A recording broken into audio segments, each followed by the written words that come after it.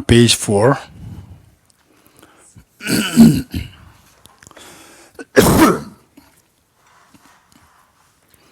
I go for refuge until I'm enlightened to the Buddha, the Dharma, the Sangha. By my accumulations of practice of giving and so forth, may I become a Buddha to benefit sentient beings. I go for refuge until I'm enlightened to the Buddha, the Dharma, the Sangha. By my accumulations of practice of giving and so forth, may I become a Buddha to benefit sentient beings. I go for refuge until I'm enlightened to the Buddha, the Dharma, the Sangha. By my accumulations of practice of giving and so forth, may I become a Buddha to benefit sentient beings. Sanye Juda Zoge Jonam Lo Janju Bardo Dane Gyabzush Yage Jinso Gebe Zonam Ge Dola Penjire Sanye Dubare Shu Sanye Juda Zoge Jonam Lo Janju Bardo Dane Gyabzush Yage Jinso Gebe Zonam Ge Dola Penjire Sanye Dubare Shu Sanje Joda Zoge Jonam Lo Chanju Bardo Dane Gyabzush Age Jinso Gebe Zonam Ge Dola Penjire Sanje Dubare Shu.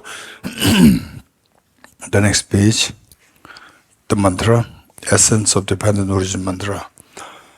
Om Ye Dharma Hetu Prabhavam Hetum Desham Nathagato Hyavatat Desham Chayo Nirodha Evam Bhati Mahashramanaye Swaha Om Ye Dharma Hetu Prabhavam Hetum Desham Nathagato Hyavatat Desham Chayo Nirodha Evam Bhati Mahashramanaye Swaha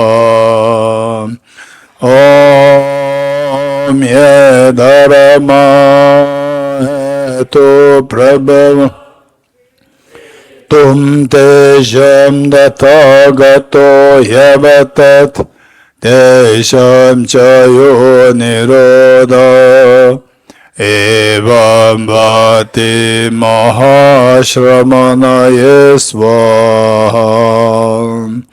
All phenomena arise from causes. The causes are taught by the Tathagata, the cessation causes as well as taught by the great seer.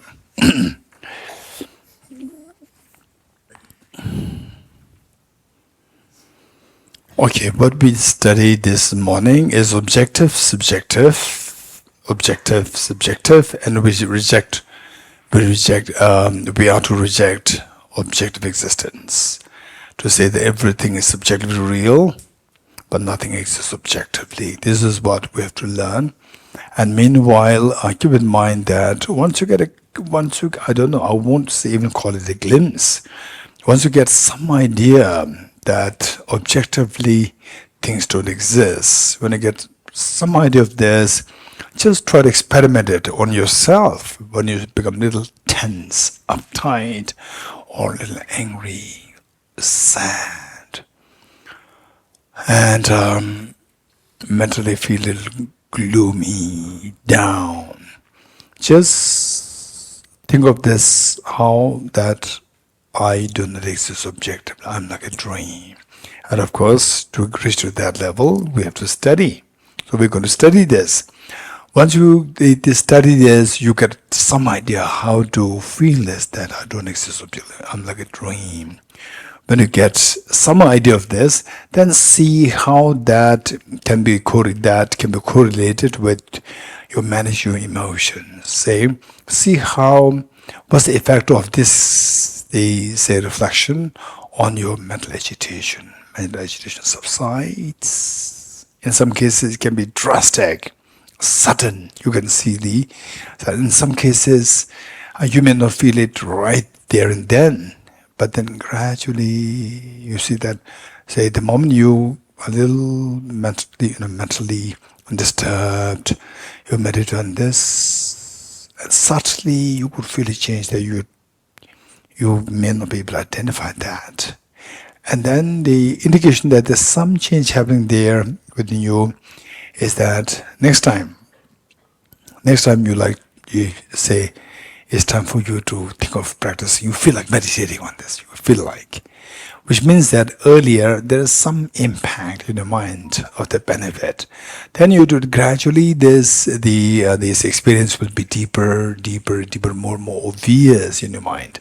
Then you feel that okay, yes, now this is the really is a benefit there. That the when you feel a little mental disturbance, just sit there, meditate, and see how it affects your mind.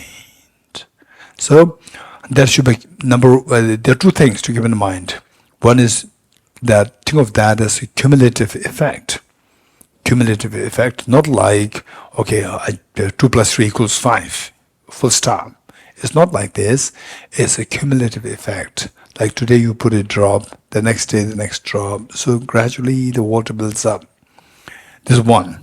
Number two, the quality of that experience. It's not just the vastness of the experience, the quality of the experience also has to be the thought of. The quality will be given to us by extensive studies.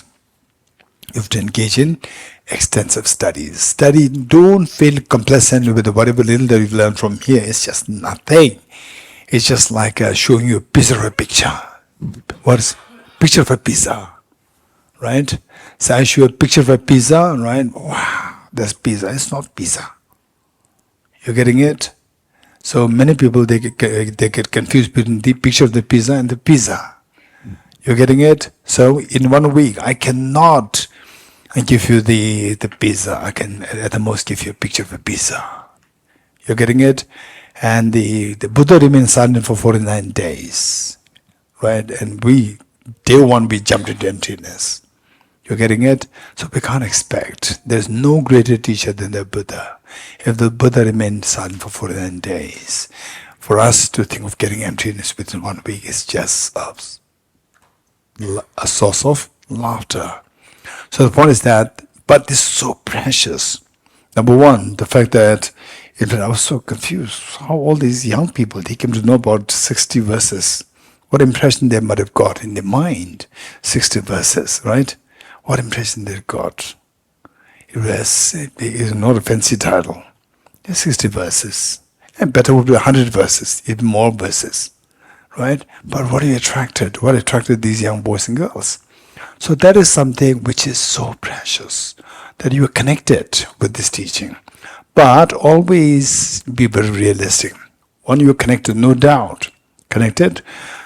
But the next thing is how to build up on this. Then number two is how to create a quality to this. Two things. Building up, look for the cumulative effect. And then number two, build up the quality of what are you doing? Two things. So for the quality, what we need to remember is that the emptiness, which seems so simple, it's not simple, but it's not difficult also. But oftentimes, in my talks, teachings, when I said emptiness is not difficult, because many of the people who come to these classes, they get the impression from other people that emptiness is very difficult, right? Emptiness is difficult. And then they say, if I also say emptiness is difficult, then people will say, okay, it's not for me. So the reality is that if you're consistent, and if you do the right, put your efforts in proper direction, you will get emptiness. So keeping these two in mind, I tell people that emptiness is not difficult. Okay. So with this in mind, what we need to remember is that the emptiness, in a loose sense, emptiness and selflessness. The last 2 mornings, yesterday, this morning, we also read the 4 seals of the Buddha's teachings. What are the 4 seals of the Buddha's teachings? What are the 4 seals of Buddha's teachings? Indrajit ji?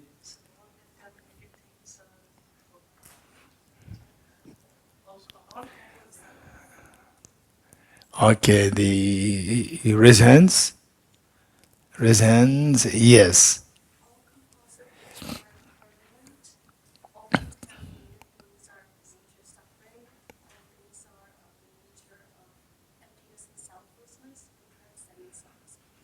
Perfect. Thank you. Okay, good. So the four seals, they are in this book, somewhere in the book. I don't know where it is. There, yeah. It should be somewhere. What is it? Huh? Page 7. Yeah, page 7. Right. Okay, good. So we need to say know this when the Buddha taught that line 3, that everything is the nature of emptiness and selflessness. Emptiness and selflessness. In the loose sense, these two are synonymous. Emptiness and selflessness, these two are synonymous, meaning they mean the same. They mean the same in loose sense. And if you want to, what do you mean by loose sense? There's something hidden there, right?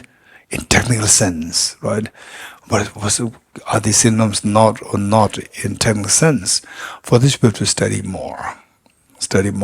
And if you're interested, soon we're going to, very soon,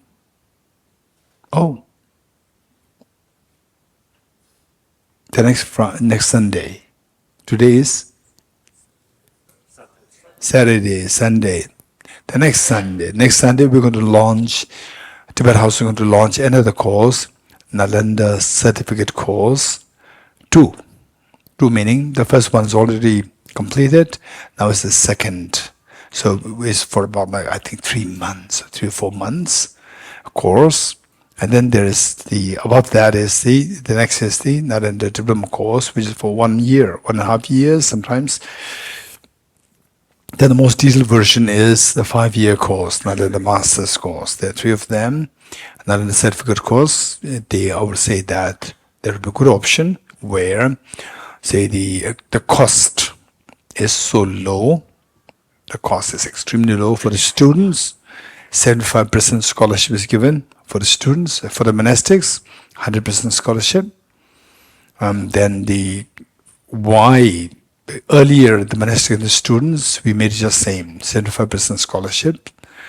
But then later on we came to discover that somehow the students, when you give full scholarship, they just drop out very easily.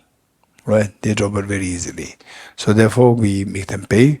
Monastics, they are more serious. Monastics, even if they get full scholarship, still they stick to it, they don't drop it easily.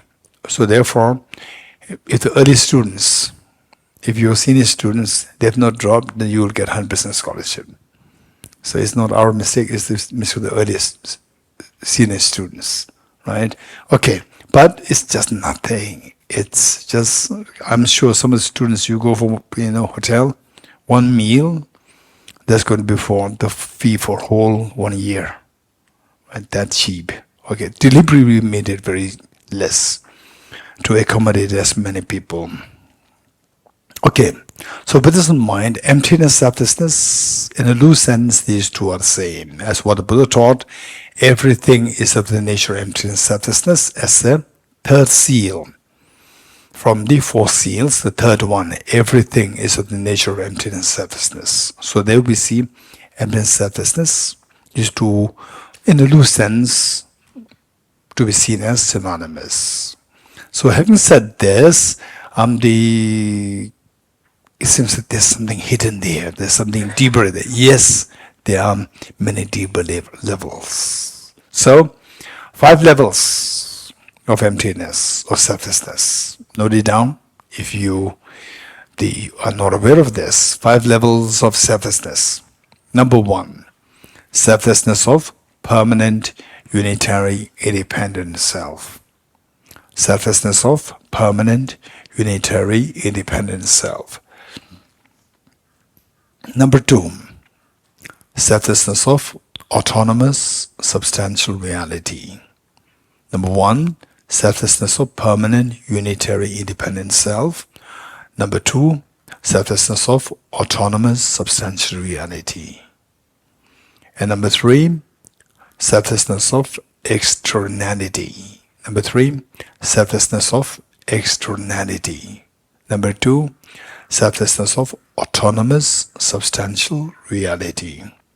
Number 3, selflessness of externality. Externality. Number 4, the selflessness of true existence.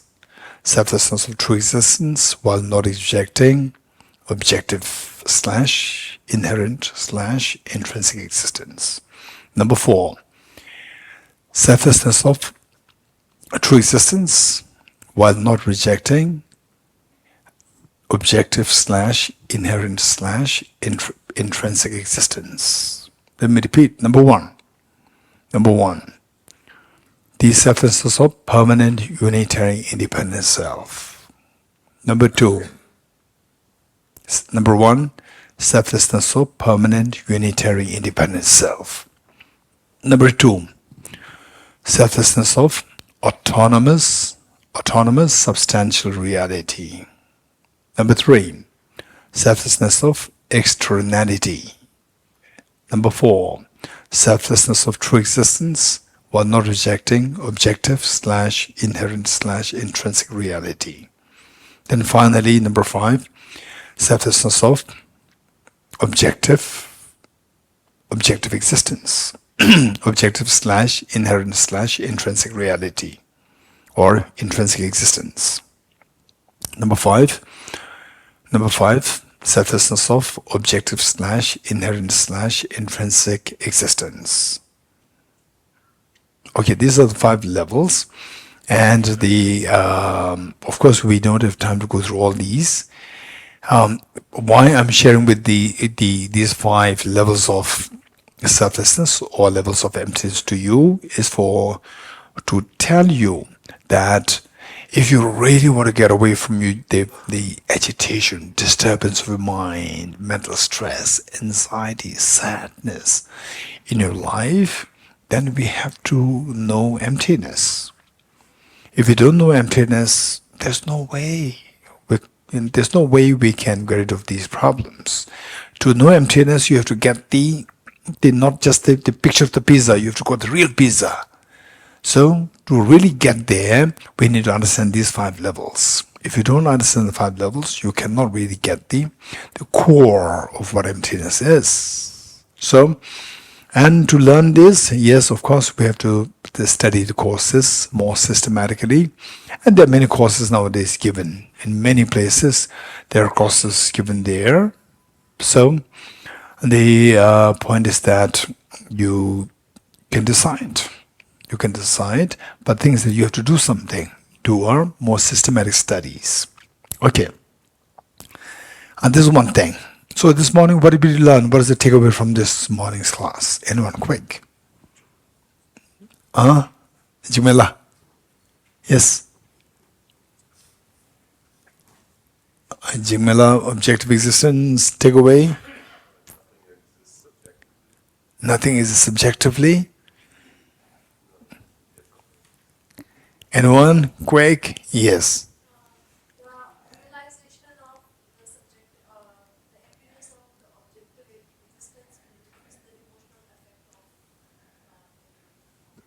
Oh, very precise. Thank you. Say, what did Ishita? Ipshita.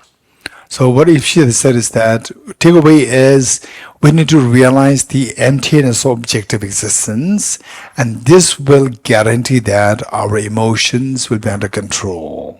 Fears will be removed, and your joys will be multiplied.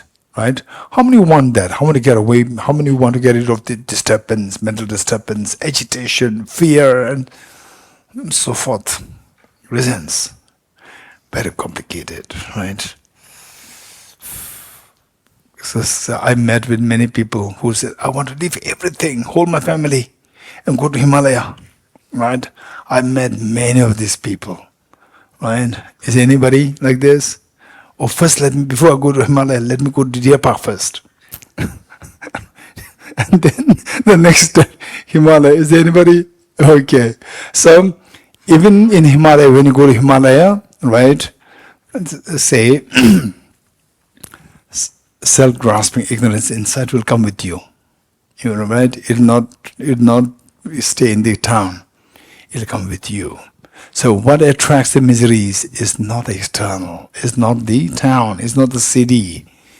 Right? It is your own thinking. So we have to fix the thinking.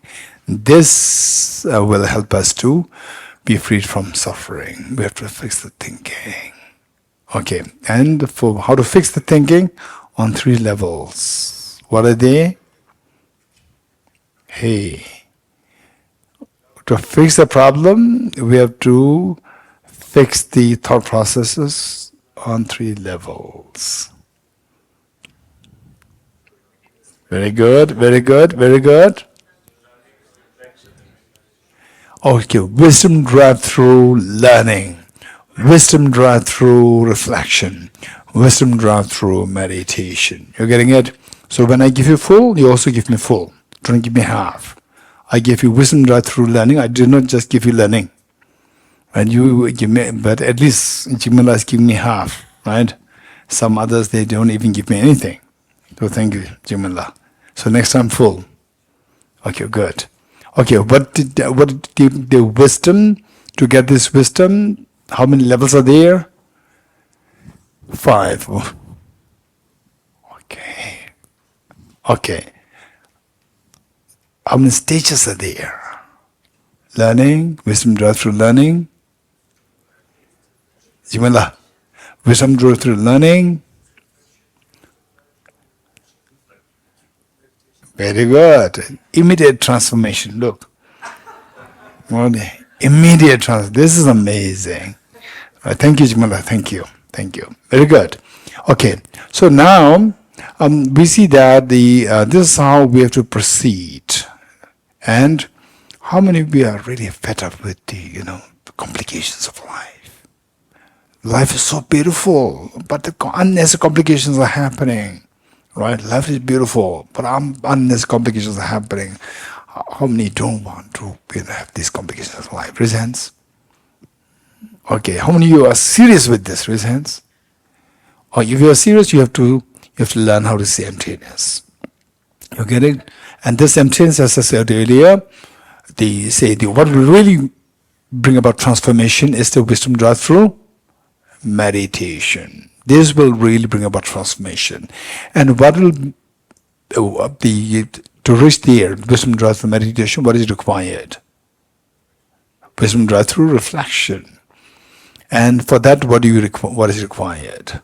Wisdom derived through learning. Learning means extensive, authentic information. You must get the extensive and authentic information.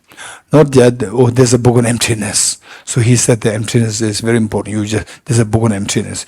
You read it, no, this does not work like this. Even many of the books are hopeless.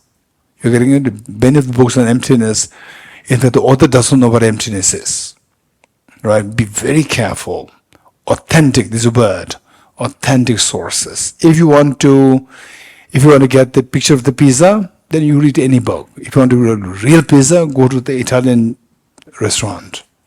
Proper. Is there any Italian? Yes. Go to the proper Italian restaurant. Then you will get the real pizza, right? Okay. Okay.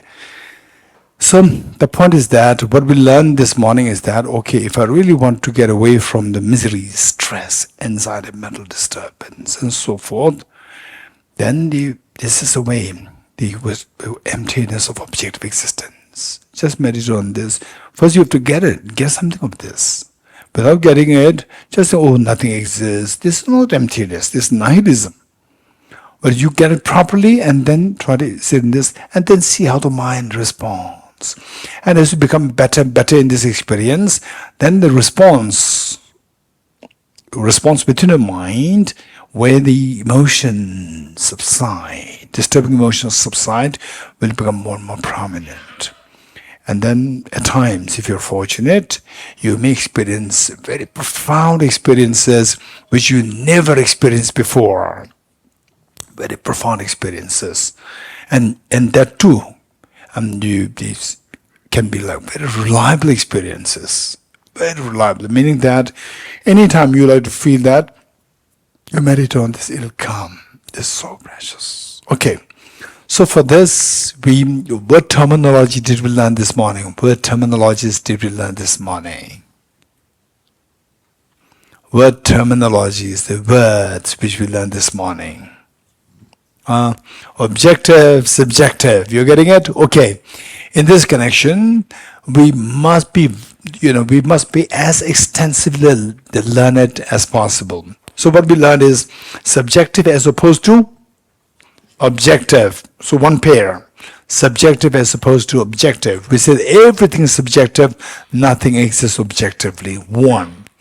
Number two, conventional as opposed to ultimate. Okay, so we're going to learn a few of these pairs. Say, one is subjective as opposed to objective, conventional as opposed to ultimate, right? And the next that I have is dependent as opposed to independent. Dependent as opposed to independent. And the next one is deceptive as opposed to true existence. Okay, number one was that subjective as opposed to objective, then conventional as opposed to ultimate, then dependent as opposed to independent, then the deceptive as opposed to truly existent, and then the relative as opposed to absolute. Relative as opposed to absolute. We need to know the pairs. They are very beneficial for us because oftentimes we see, we read different books, even the authentic books, the translators, they use different translations. And not only different translations, that within the context of the same textbooks, we see that all these five vocabularies are used, five pairs are used. So what is the first one? Subjective as opposed to objective. Just somebody tell me, what do you mean by subjective? What do you mean by subjective? Anyone? Quick. What do you understand by subjective? Yes, Pinzola. Huh? The subjective referring to the person, from the person. Here? From the mind. Subject from the mind. From the observer. Very good, John. Opinionated, meaning?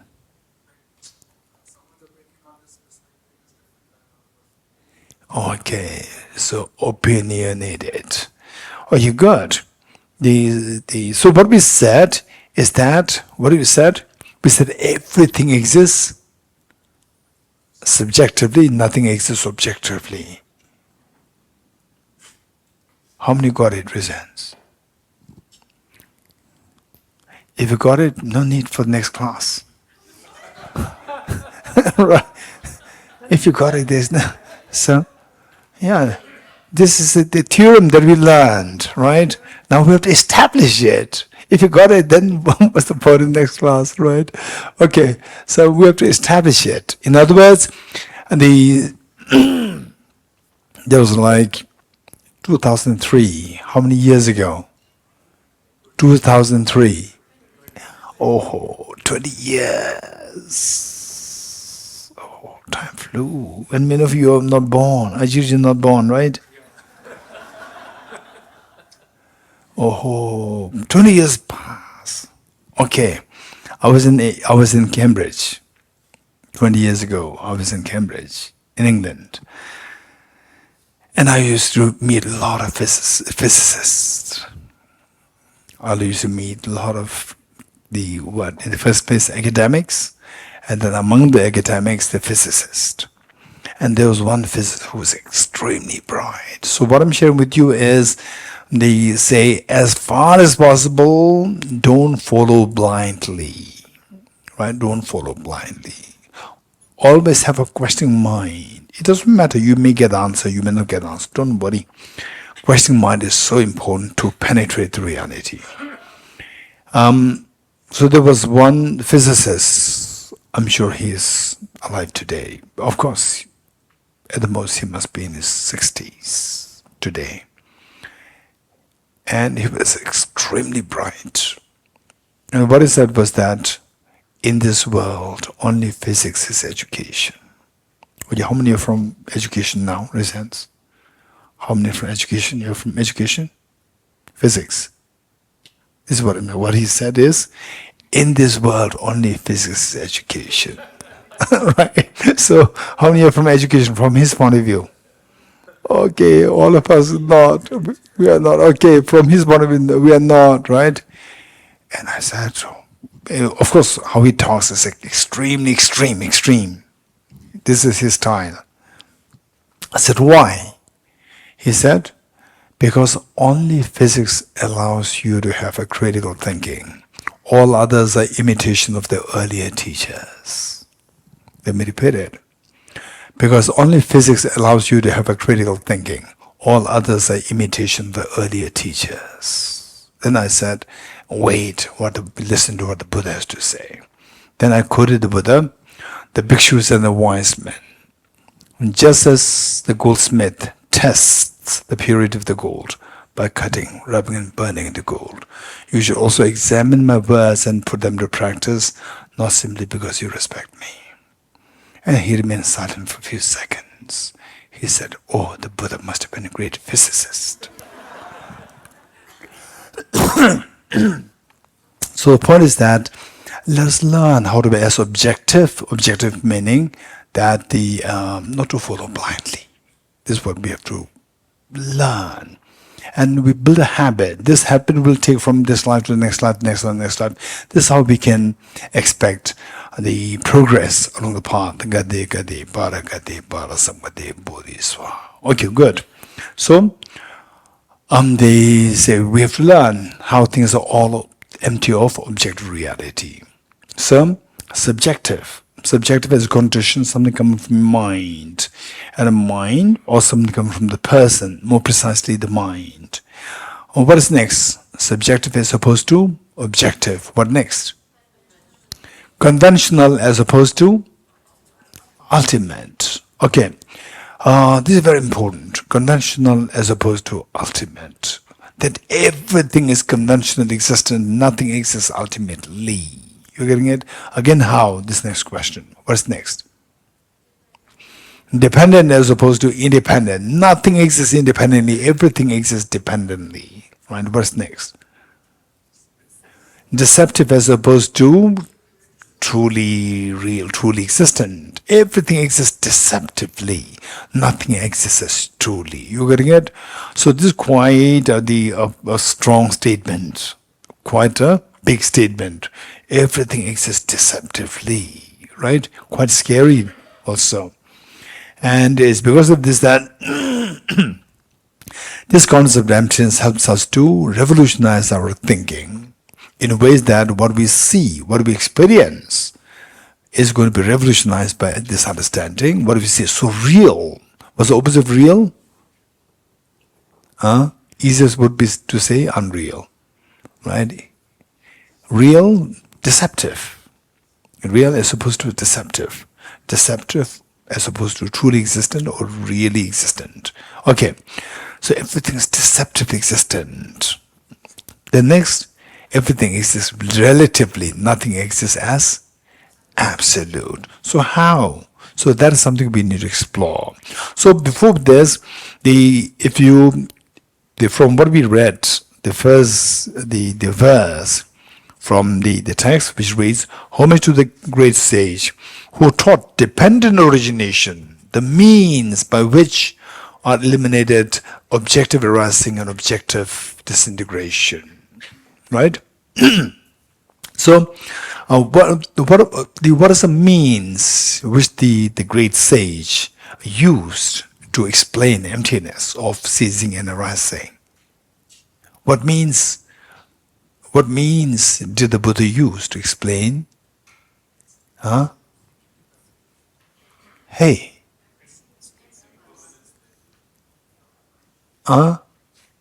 Raise hand, yes. Impermanent nature of phenomena. Anyone? Yes, okay, right here. Hey, you don't have to think of anything else. It says, homage to the great sage who taught dependent origination, the means by which are eliminated the objective arising and objective disintegration. You're getting it? So dependent origination, the concept of dependent origination is the means to take us to understand what emptiness is. Emptiness of arising and emptiness of disintegration. What is the means used by the Buddha? The means of dependent origination. Teaching on dependent origination is used by the Buddha to explain to us how nothing exists independently, how nothing exists as objectively. Okay, this is as simple as that. So you are trying to be very creative, right? It's right there, right? Okay. So for this, in a way, what we're trying to do is that we're jumping into the deep ocean of emptiness. In deep ocean, and how many of you can swim in the deep ocean, raise hands? How many of you can swim in the deep ocean? Pacific Ocean, can you? Can swim?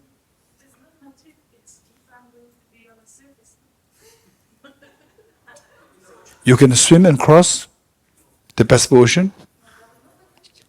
Huh?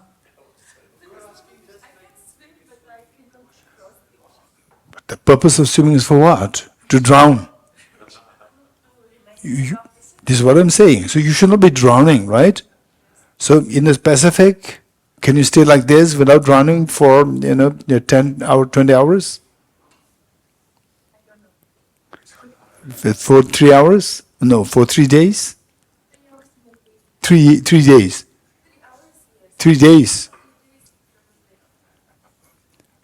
Forget it probably. Even on the land, you cannot survive for 3 days. You say, I'm hungry. You're getting it? Nobody will feed you in the ocean like this. Nobody will feed you. You will feed, you'll drown. You're getting it? Shari Pemma. Okay. So the point is that saying dependent origination. This is what we need to understand, and this understanding will take us to understand what the emptiness is. And emptiness is vast. The topic, it can be very deep, and if we fail to understand properly, it can create so much of fear. If you understand it properly, the fear will be dissolved. You getting it? If you don't understand it properly, if you misunderstand, or if you get the wrong understanding of emptiness, it can take us to deep fear. If you understand properly, it will remove all the fears. This is so precious. Okay, so because of this, we need the correct understanding. For the correct understanding of emptiness, we have to understand dependent origination. If you don't understand this, then the emptiness cannot be understood. So for that, we are jumping into emptiness concept. For that, we need to know, we need to ask 2 questions. First of all, we need to pass the 2 questions. If you don't pass the 2 questions, there's no way by which you can understand emptiness. You getting it? Okay. Some people, particularly the people who study Western philosophy, is anybody studying Western philosophy? Those people who study Western philosophy, usually, not all, many of them, but they do is, Arya Nagarjuna, they would not say Arya Nagarjuna, they would say Nagarjuna. It's like he's their classmate. Right? Or Nagarjuna, what did you write? Right? Or then you read it, and you don't understand anything. And then what you say is that you read for just maybe 30 minutes. And you say Nagarjuna idealistic is what the nihilist, right? Idealism, nihilism. This is too overly simplistic. You have not understood Arya Nagarjuna. You're getting it? I've seen many philosophers who said Nagarjuna is idealistic, the nihilism. This is too simplistic. This is not the reality. You have not understood Arya Nagarjuna's philosophy. So if you really want to understand the Arya Nagarjuna's philosophy, you have to pass through 2 gates. The 2 gates are 2 questions. The first question, Do things exist? This is the first question. Do things exist? If you say no, you fall into nihilism. It's not now. You are not even close to Arya Nagarjuna. You're getting it. This is nihilism. You say no, right? Do things exist? If the answer is no, you fall into nihilism. This is not emptiness. Only if you say yes, of course, everything exists. Things exist. Then you pass the first question. You go to the second question. Second question is, do things exist objectively? Do things exist objectively? If the answer is yes, you fall into absolutism. If you say yes, you fall into absolutism. Again, this is not emptiness. You are into the extreme absolutism. Only when you say to the second question, no, don't think nothing exists objectively, you have passed the second question. So you have passed the first two gates. You passed the two gates. Once you pass the two gates, then you are entitled to really say understand emptiness. For that matter, what we need to know is that we have to know that emptiness is not nihilism. Emptiness means dependent origination, number one. Number two, dependent origination means the middle way, right?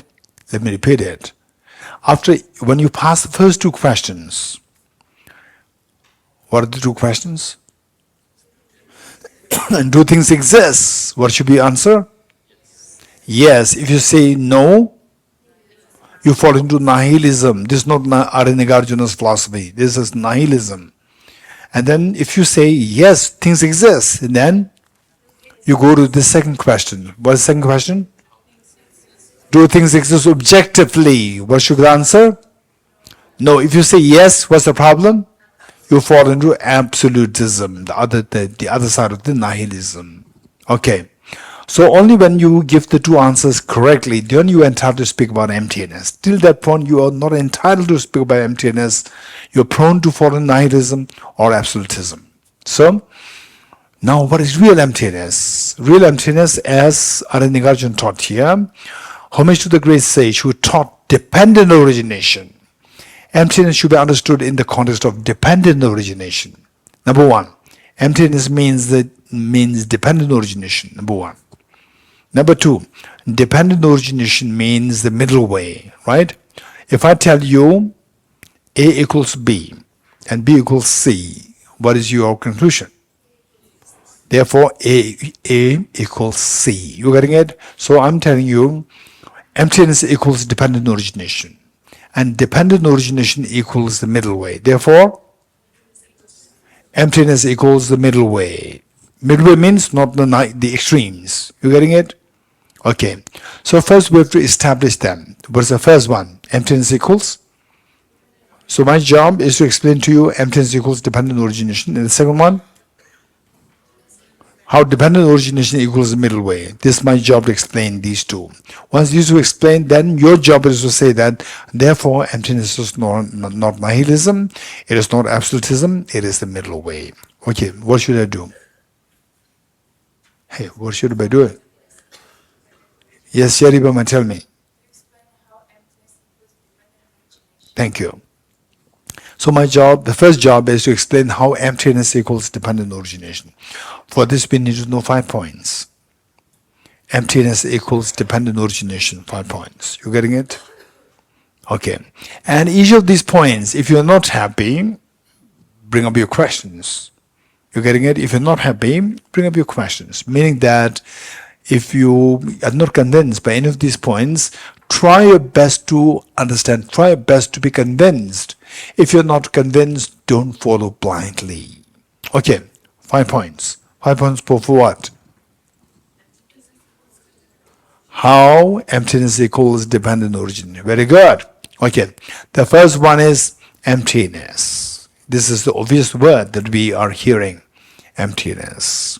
Number 2, emptiness is a short form of emptiness of independent existence. For example, if I ask you is there anybody from, Any native English speakers? Resents. Native English speakers.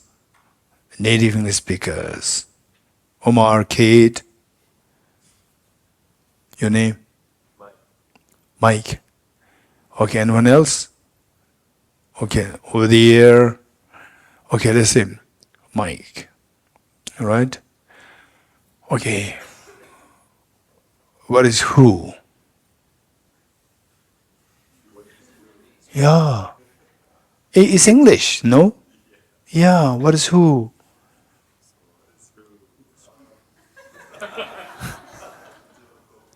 Huh? Oh, okay.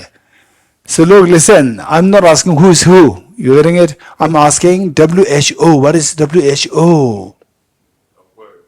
Huh? WHO. Hey, tell me, anyone else?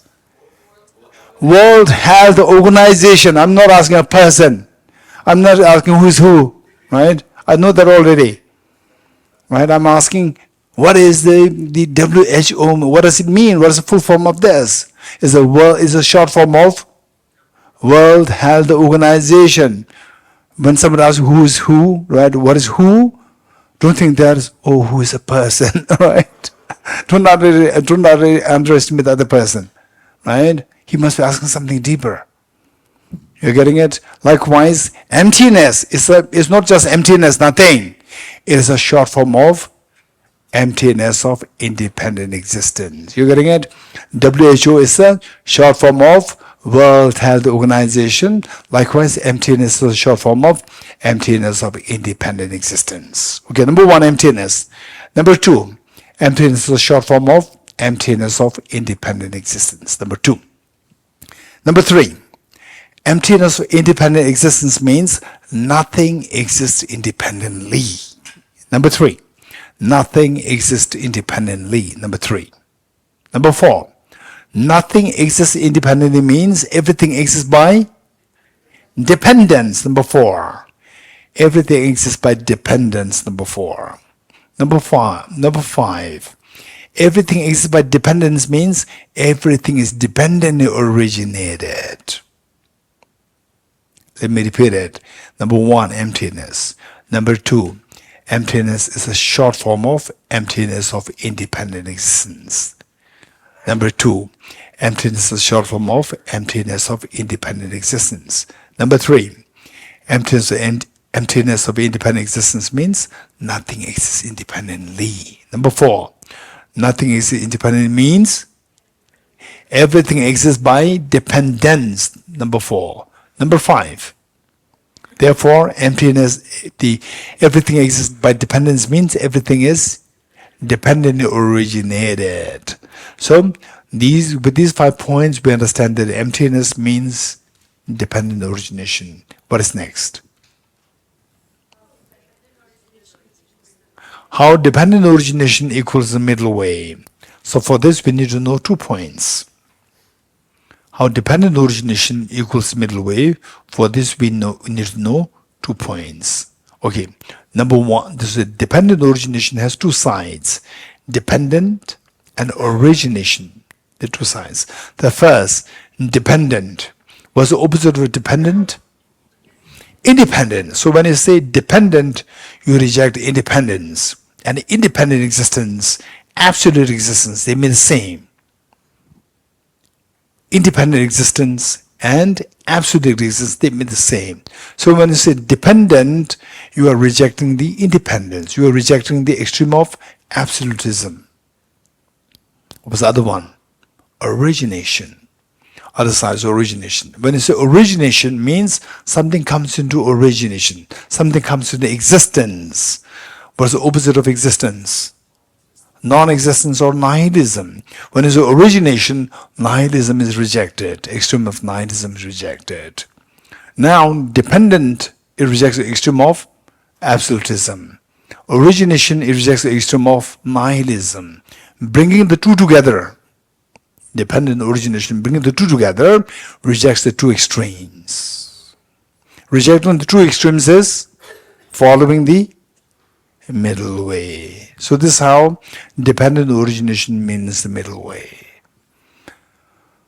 So now my job is done. Is your job. What's your job? Huh?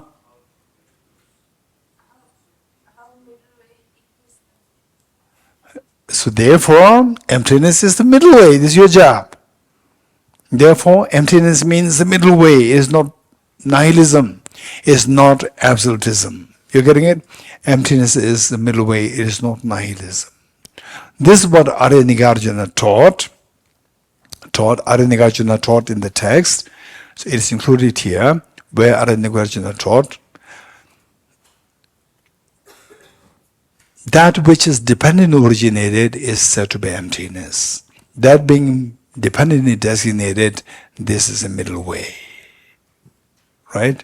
Is there anybody who can help me track or trace where it is in this book? Anyone who can help me? So it is here in this book. Let me see this again. Whatever is dependently originated is said to be emptiness. That being dependently designated, this is the middle way. Dependent emptiness means dependent origination. It's not nothingness. And because it is the meaning of dependent origination, it's the meaning of middle way. Whatever is dependent originated is said to be emptiness. That being materially designated, this is the middle way. Anyone? Page 217. 217, okay. 217, top. That which dependent originates is posited to be empty of independent existence. That being dependent designated, this is the middle way. Okay, this is what I compiled. That is the original source. Anyone who can try the original source? This is the original source. This is not the original source. This is the section which I compiled. Right now, there's the original source. Page number 61, 65. Okay, 61 and 65. No. Anyone can help me identify the original source?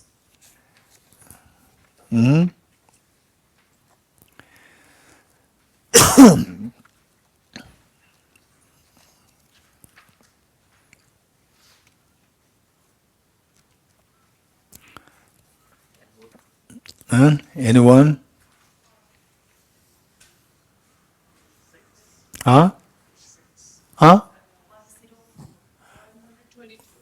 122.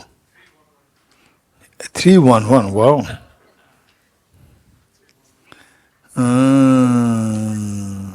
Oh yes. Okay, it's actually 122.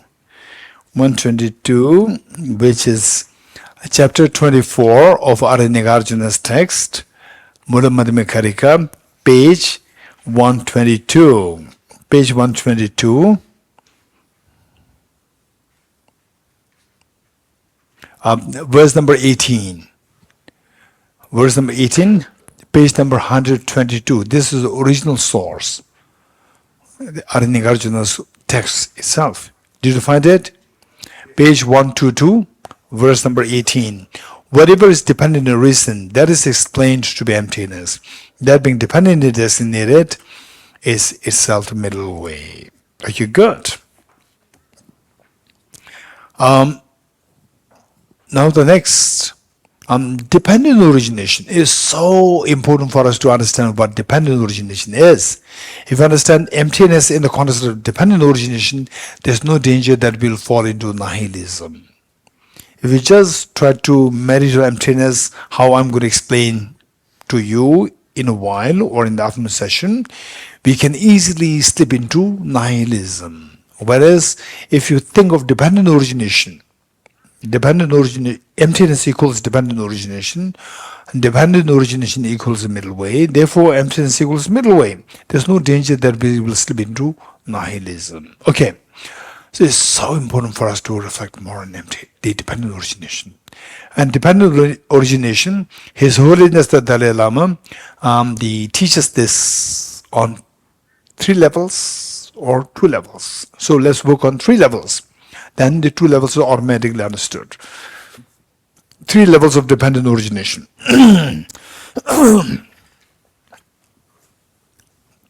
The first, dependent origination of the results, dependence on causes.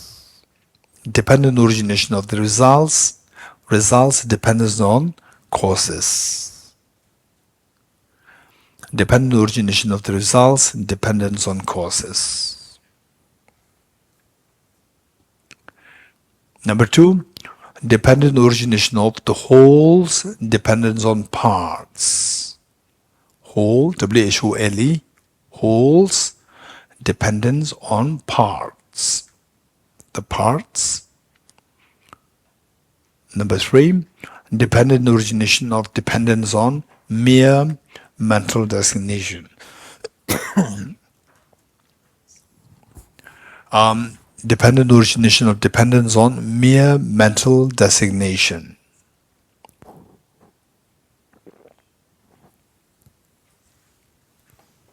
Okay. Let me explain each one of them here. If you look at this flower, let's say that this is a real flower. Say this flower is a result with respect to its causes and conditions. You agree?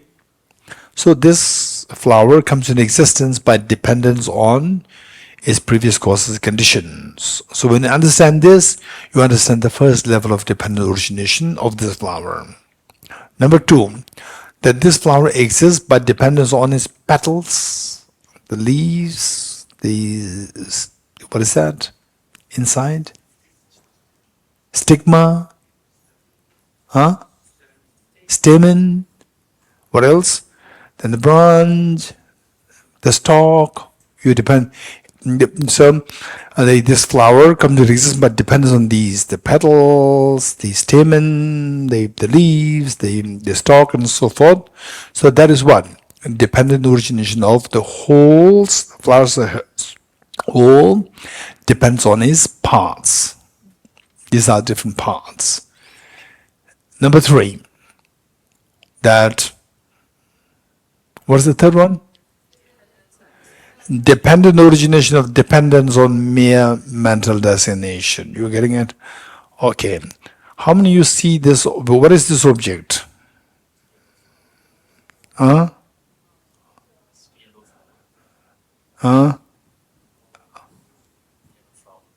Yellow flower. Okay. So Namla has made sure amazing. So now someone like wants to give the answer which I'm actually waiting for. Not making complicated, fake flower, duplicate flower. So he said yellow flower.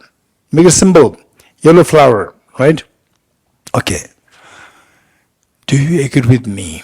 If you look at it through electron microscope, you're bound at first you will see the cells, yes?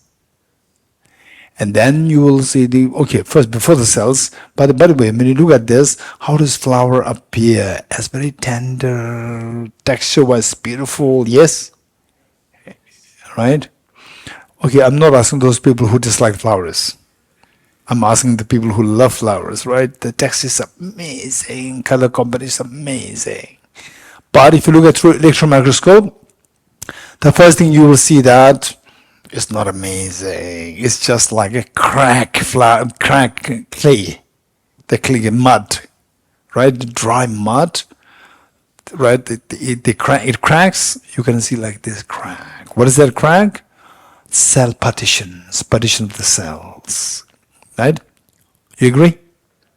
Then you go further through further fine-tuning the electron microscope. You will start to see the cells. Discretely, you start to see the cells. And further fine-tuning that, you will see the nucleus, cytoplasm, the cell membrane. And you go into the nucleus, you see the chromosomes. You getting it? You further go into this, you will see the DNA molecules. Further go into this, you will see the atoms. You agree? Okay. Now imagine you're on that level where you are seeing just a pool of atoms. Okay. Tell me, What is this? Is it a pool of atoms or the flower? Yellow flower or a pool of atoms? Both. Both. Both are correct. Some are saying it's a yellow flower, he's also correct. And some of you looking at through electron microscope, you see just a pool of atoms. That's also correct. Now my question to you, when I ask you, you first see this yellow flower, then you use the electron microscope, you see the pool of atoms. My question to you is that what happened to the flower which you saw before? Hey, tell me. Huh? Huh? So what I'm saying is that you are looking now, earlier you looked at through electron microscope. Now earlier you look at through your naked eyes, you see this yellow flower. And then you switch to the electron microscope. Keep fine-tuning this, and finally you end up seeing the millions of atoms, pool of atoms. Okay. Are you now at that point, are you seeing the flower? You're not seeing the flower. Okay. What happened to the early flower that you saw? The flower that you saw earlier through your naked eyes, what happened to that? Where did it go?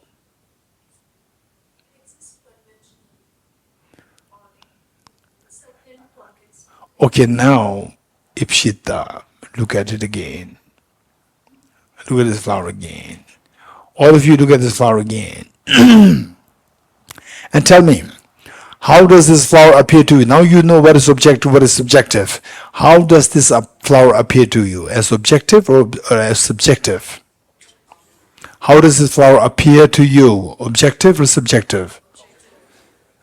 As it appears as objectively real, right? Okay. If it does exist objectively, okay, let me say, which we already did before.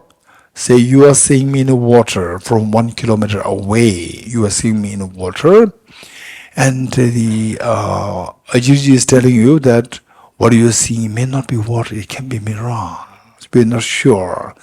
How will you evaluate what you're seeing is mirage or what you're seeing is water? How will you evaluate that? Raise hands, anyone? Raise hands. The girl there? Okay. The girl before Ipshita? Yes. Yeah. How many agree with your name? Yeah. Manidipa. How many agree with Manidipa? To evaluate what you're seeing is whether it's the real water or the mirage, you have to go closer, right? Okay, what Manidipa said is exactly what Arya Nagarjuna taught. Arya Nagarjuna taught in his text, The Precious Garland, where the Buddha, where Arya Nagarjuna taught, if the mirage were to be water, were not those close by the mirage see water. Let me repeat it.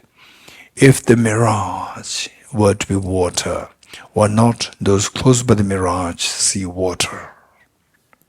Okay, so now if she tell me, how does the flower appear to you? Objective, subjective? Objective. Now look, by extending the same reason which Mani said, which was earlier taught by the Buddha, no, Arya Nagarjuna, if this flower were to exist objectively, why don't I see this flower as I go close to this object? You agree? Can you extend the same reason, apply to the mirage, to the flower? Yes. So as I go closer to the flower, we can, which is closer, your naked eyes or the electron microscope? Electron microscope, perception is closer. So with the electron microscope, the flower dissolves. You don't see the flower. You getting it? So if the flower does exist objectively, minimum the electron microscope should be able to see that, but it's not seeing that, which indicates that the flower doesn't exist. Flower doesn't exist objectively or ultimately, right? Okay. So we see that the flower doesn't exist objectively. So where is that flower? Tell me. which you earlier saw, where is that? Subjectively, you tell me. Okay, look at it again. Hey, look at it again. Right? How does this appear to you? Objectively, subjectively? Now tell me, where is this objectively appearing flower when you look at through electron microscope? When you go too close to the object, where is the flower which you earlier saw as object real? Where is it? Huh? Okay. So you discovered that what you earlier saw was not really from the object. From the object it's empty. Right? From the object is empty. But you saw something before. Where is it? It has appeared. No, wait a minute. Did it exist or not? Okay, look at it again. Where is this? Not an object. Where? In your mind. Are you sure? Okay, so lunge in your mind. But when I go to the reality, when I see it under the electron microscope, my previous thing is actually defined, is subjective. I come to know that it was subjective. Okay. So in a way, what Indrajit is saying is that I come to know that what I earlier saw was purely subjective. It's not really on the object. You agree with Indrajit? Good. In a way, when you look at it, how does the flower appear how does it appear to you? As objectively real. In a way, what he's saying is that how the flower appears to me is deceptive. You're getting it? It appears objectively real, but I discovered that it's not objectively real. Right? So therefore, this flower that appears objectively real, it is like a prank. It's like a prank, right? Ipshita, what is prank? No, what is prank? Huh? A practical joke, which means that, somebody appears as a ghost. Yes, making a fool out of Ipshita. Right? Okay, so then you discover that it's not real. It's not real. So likewise, we see that what I'm seeing, the flower object real, this is deceptive. Okay, how many of you got it with hands? Oh, that's amazing. You got it. Now goosebumps come to your body? Huh? How many goosebumps came to your body? Wow, that's amazing. Goosebumps. Cold waves flow through your bodies. Huh? Anyone? No, don't worry. Okay. Cool waves. No, this is not my question. My question is, wow, it's amazing. It's all come from my mind. Tickling sensation happens. Okay, it's not that easy, right? So at the moment, if you do get something, you are getting intellectually. That is more like, hey, Jimila, what are three wisdoms? What are the three wisdoms?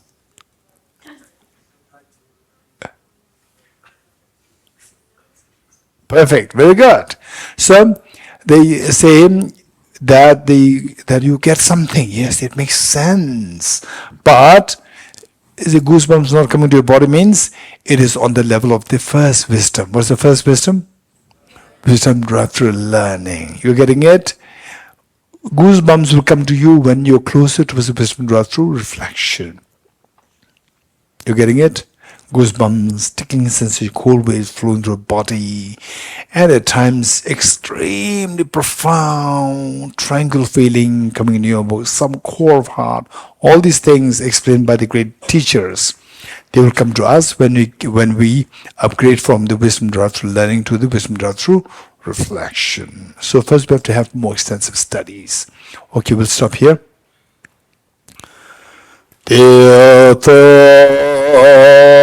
Om Gate Gate Paragate Parasam Gate Poti Swatyata